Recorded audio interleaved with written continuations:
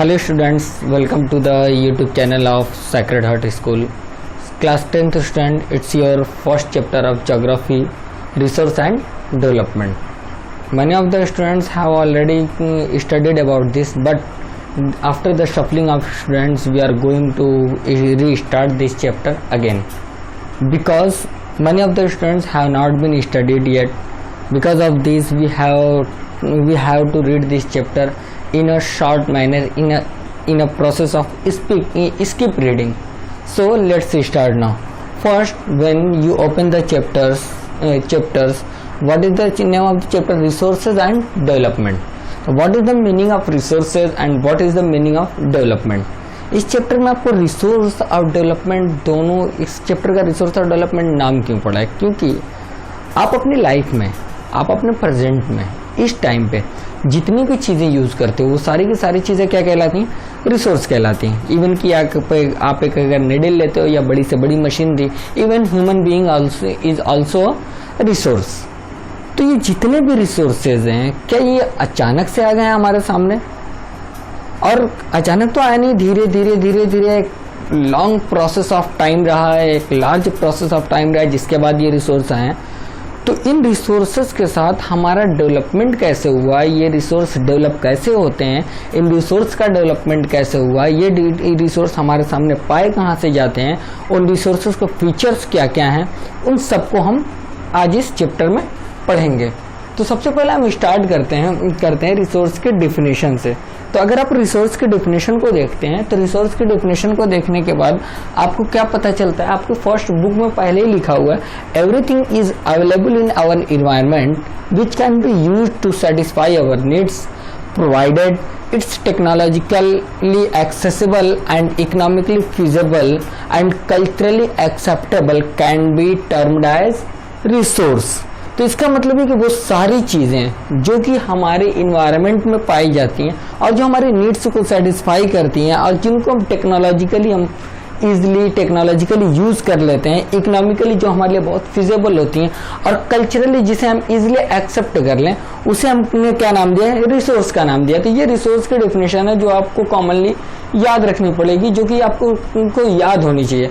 अगर आपको ये रिसोर्स की डेफिनेशन आपको याद नहीं होती है तो एग्जाम में आपके लिए प्रॉब्लम हो सकती है. तो इस वजह से इस डेफिनेशन को आप याद रखिएगा.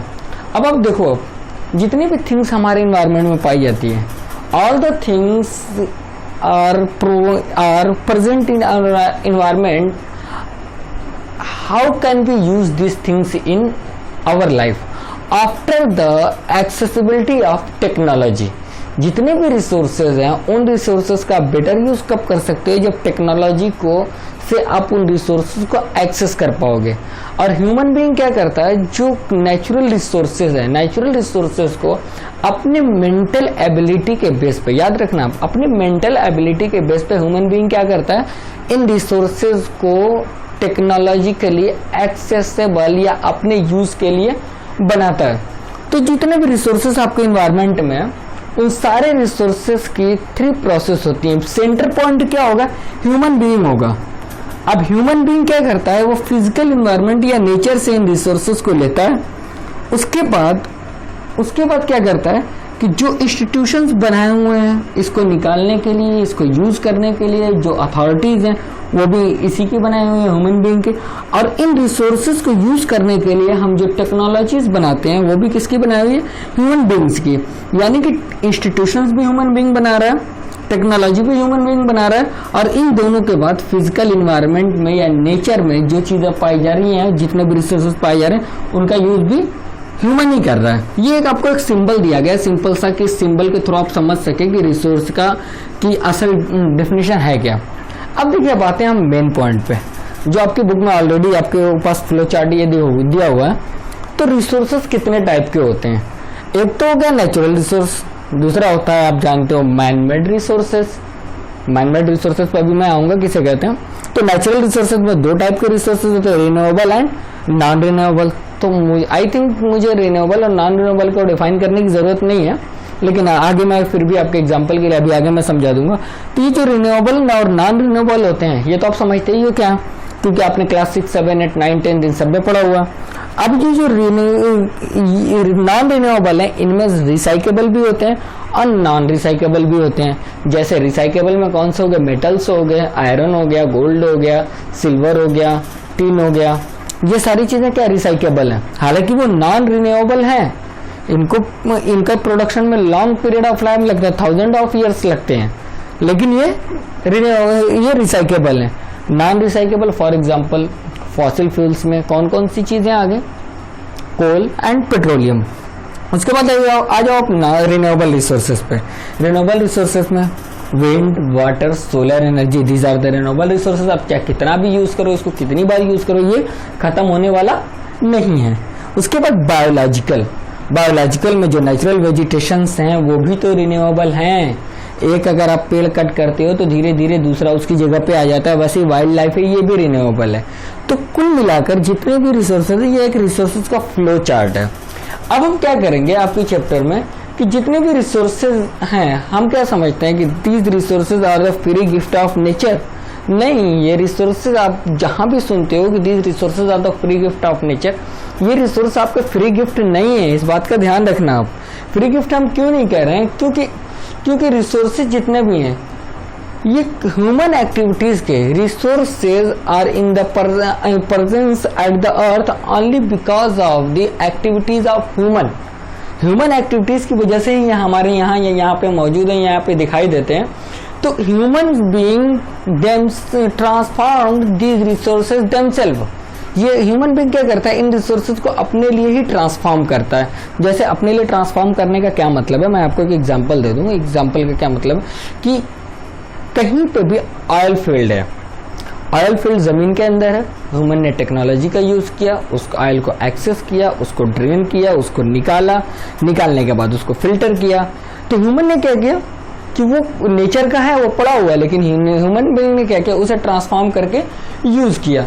तो जितने भी रिसोर्सेज हमारे एनवायरनमेंट में पाए जाते हैं, रिसोर्सेज को हम डिफरेंट वेज में क्लासिफाई करते हैं। मेनली हम यहाँ पे अब टारगेट करेंगे क्लासिफिकेशन ऑफ रिसोर्सेज की रिसोर्सेज का क्लासिफिकेशन क्या है। आइए तो हम बात करते हैं क्लासिफिकेशन ऑफ रिसोर्सेज। तो रिसोर्स को डिफरेंट टाइप से क्लासिफाई किया गया है, डिफरेंट उसके मेथड्स हैं।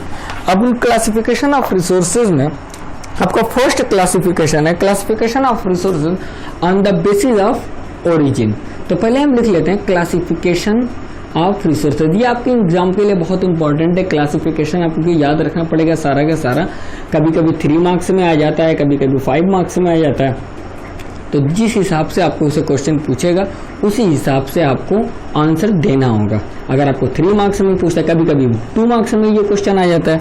अब आप कहोगे कि ये 2 मार्क्स में कैसे आ सकता है, तो नहीं, ये 2 मार्क्स में आ जाता है। सिर्फ किसी एक क्लासिफिकेशन को उठा के दे देगा कि आप क्लासिफाई कीजिए। तो हम पहले बात करते हैं on the basis of origin. Classification of resources on the basis of origin, ये याद रखना आप, ये बहुत इंपॉर्टेंट है। यहीं से ही आपको अब याद रखने वाली चीजें, एक तो डिफिनेशन, दूसरा वो। अब classification of resources on the basis of origin. तो अब इसमें कितने टाइप के हैं, 2 टाइप के रिसोर्स हैं, बायोटिक एंड एबायोटिक रिसोर्सेज। तो classification of resources on the basis of origin में पहला क्या है आपका, बायोटिक। दूसरा क्या है, अबायोटिक रिसोर्सेज। तो बायोटिक और अबायोटिक आपने ऑलरेडी बायो में भी पढ़ा हुआ है, लेकिन फिर भी हम यहाँ पे आपको थोड़ा सा डिफाइन कर देते हैं, biotic resources and abiotic resources. तो क्लियर हुआ आपका बायोटिक एंड अबायोटिक। बायोटिक का मतलब ये है कि जो चीजें, those resources which are obtained from the biosphere, यानी कि हमारी अर्थ पे जो चीजें हैं, और all the things which have life like human beings and animals, fisheries, flora, fauna, ये सारी चीजें, all the living things are the biotic resources। तो हम एक वर्ड में क्या कह सकते हैं कि all the living things which are obtained from the earth is called as the biotic resources। तो हम इसको एक वर्ड में क्या लिख सकते हैं, living things। मैंने यहाँ पे लिख दिया living things, और यहाँ पे क्या लिख दिया मैंने, non living things, living and non living. अब बायोटिक और अबायोटिक में लिविंग एंड नॉन लिविंग। अब लिविंग में हम क्या कह सकते हैं, फ्लोरा, फाउना, ह्यूमन बीइंग, ये सारी चीजें तो आ जाएंगी ना, ये सारी चीजें बायोटिक रिसोर्सेज में आ जाएंगी। All the living things which are obtained from our biosphere is known as biotic resources and abiotic resources all those things which are composed of non-living things is known as abiotic resources. For example, rocks, buildings, roads, ये सारी चीजें क्या है कि इनकी origin के base पे, कि ओरिजिन कहाँ से, उस बेस पे हमने क्या किया, रिसोर्सेज को क्लासिफाई किया। तो उन बेसिस पे अगर हम रिसोर्सेज को क्लासिफाई कर रहे हैं तो हमने इनको क्या कहा कि all the things which are obtained from the biosphere and these are the living things are known as biotic resources, and non-living things which are obtained from the our earth surface or biosphere is known as abiotic resources. ये आपका पहली definition हो गई। दूसरी definition क्या है, on the basis of exhaustibility, ये याद रखना आप, on the basis of exhaustibility, तो इसको आपको याद रखना जरूरी है। Second, on the basis of exhaustibility। अब आप कहोगे कि on the basis of exhaustibility का मतलब क्या है कि ये जो रिसोर्सेज, एग्जॉस्ट होने का मतलब होता है यूज होना या खत्म होना, तो ये जो रिसोर्सेज का क्लासिफिकेशन है उनके रिसोर्सेज को यूज करके उनको खत्म करने के बेस पे, तो सिंपली इसमें दो कैटेगरीज हैं, कौन कौन सी आती हैं, रिन्यूएबल एंड नॉन रिन्यूएबल। अब इसमें कौन सी दो कैटेगरी है, renewable and second non renewable, याद रखना आप, रिन्यूएबल एंड नॉन रिन्यूएबल, ये दो आपके पास आपके रिसोर्सेज हैं, रिन्यूएबल एंड नॉन रिन्यूएबल। तो रिन्यूएबल रिसोर्सेज किसे कहते हैं, those resources which can be renewed or reproduced by physical, chemical and mechanical process। तो याद रखना आप, ऐसे रिसोर्सेज जो कि रिन्यू हो सकते हैं, रिप्रोड्यूस हो सकते हैं फिजिकल, केमिकल या मैकेनिकल प्रोसेस के थ्रू, उसे हम क्या कहते हैं, रिन्यूएबल रिसोर्सेज। तो इतना तो आप समझ गए कि रिन्यूएबल रिसोर्स किसे कहते हैं। रिन्यूएबल रिसोर्स का एग्जांपल भी हम दे सकते हैं कि ऐसे रिसोर्सेज जो अपने फिजिकल या केमिकल प्रॉपर्टीज की वजह से दोबारा रिप्रोड्यूस हो जाएं और उनका यूज करने के बाद भी वो रिप्रोड्यूस हो जाएं, उनको दोबारा यूज किया जा सके, उनको क्या कहते हैं, रिन्यूएबल रिसोर्सेज। अब इनमें किसका हम एग्जाम्पल दे सकते हैं, किसका एग्जाम्पल दे सकते हैं, for example wind, solar energy, water, इन सब का एग्जाम्पल हम दे सकते हैं। तो रिन्यूएबल रिसोर्सेज में किसका हम एग्जाम्पल दे सकते हैं, wind, solar energy and water, याद रखना आप, wind, solar energy and water. ओहो, मार्कर ये भी ना,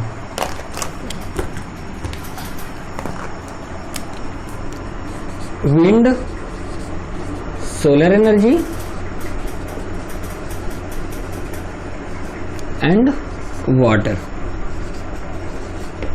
ये सारे रिन्यूएबल रिसोर्सेज, आप इनको कितना भी यूज कर लीजिए कभी खत्म होने वाला तो है नहीं। तो इतना तो आपको पता ही चल गया कि विंड, सोलर एनर्जी और वाटर किसे क्यों रिन्यूएबल रिसोर्सेज है। वही नॉन रिन्यूएबल, इसका याद रखना आप, ये बड़ा इंपॉर्टेंट है कि non renewable resources takes the long geological period of time for the reproduction, takes the long geological period of time for the reproduction. For example, it takes the millions of years of geological time, याद रखना, geological, millions of years of geological time it takes for the reproduction or reproduce is known as non-renewable resources। अब non-renewable resources में कौन कौन से resources आ जाएंगे, for example fossil fuels can not be recycled, ऐसे भी है। नॉन रिन्यूएबल रिसोर्सेज में रिसाइकेबल और नॉन रिसाइकेबल दोनों है, जो मैं पहले ही आपको बता चुका हूँ कि रिसाइकेबल वो हैं जो मेटल्स हैं, for example silver, gold, ETC। अब नॉन रिसाइकेबल में कौन कौन से हैं, फॉसिल फ्यूल्स, कोल, पेट्रोलियम, ये सारे के सारे किसमें नॉन रिसाइकेबल में आएंगे, तो इसको आप ध्यान रखना। तो इसके बाद आपका जो सेकंड होगा, तो इसको आप लिख लेना कि इसमें कौन से दो टाइप के आते हैं, रिसाइकेबल एंड नॉन रिसाइकेबल। ये पॉइंट आप जरूर नोट करना कि non renewable resources takes millions years of geological period for the reproduction. Because of this, these resources are called as the non-renewable resources.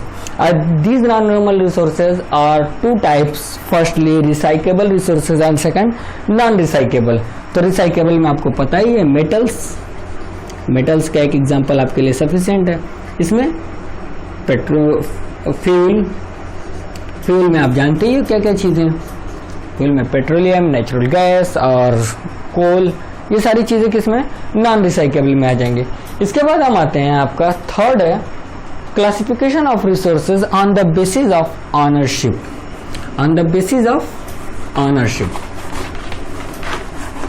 याद रखना आप ना, 3 on the basis of ownership. तो ये जो आपका थर्ड वीडियो है या थर्ड पॉइंट है, classification of resources on the basis of ownership, इसको हम, और इसके आगे और भी क्लासिफिकेशंस हैं, उन सारे क्लासिफिकेशंस को, जैसे classification of resources on the basis of status of development etc, इन सबको हम क्या करेंगे, इन सबको हम नेक्स्ट वीडियो में पढ़ेंगे। तब तक के लिए थैंक्स, गुड बाय।